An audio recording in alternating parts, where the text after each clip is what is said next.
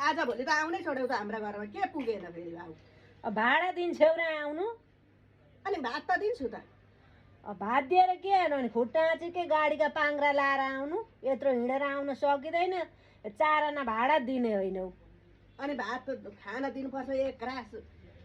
अब भातका लागि मात्र चाहिँ आइँदैन ल बरु म आउँदिनँ पनि म दिन पनि सक्दिनँ म आश गरेर ऊ पनि गर्दिनँ त्यही भएर नआगी म आउँथ्यौ नि अब पुगिसरी आएछ नभए त त्यही भातका लागि पनि आउँथ्यौ हाम फालेर फुर्ती ल्याउँछौ पुगिसरी नआउँदा पनि नि तिम्रा घरमा किच्च खान पाइन भन्दा चाहिँ आएकी थिइनँ है ल आए जति सबैलाई भाडा दिन खर्च दिन गरे त आफू भाडा कोठा लिएर बसे भइहाल्यो नि तिमीलाई नै जिम्मा लाग्यो जतिखेर आयो त्यतिखेर त्यही भएर त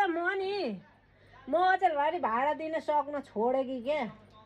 आउन छोडे कि अब भन त्यही भएर म जान्न पनि अब